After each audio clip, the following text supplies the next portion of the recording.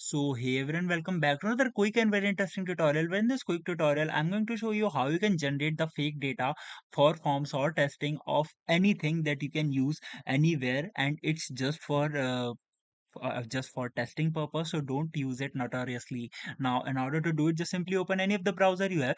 For example, if I open the Google Chrome browser, and here I have to search for mockcrow.com.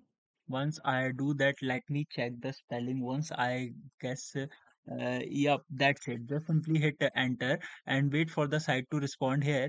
It will ask me the different values of which I want to generate the data. For example, let's just not customize it.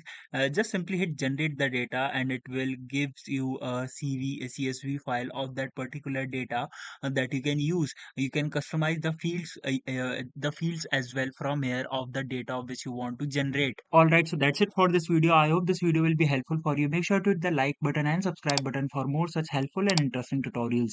See you in the next one. Take care.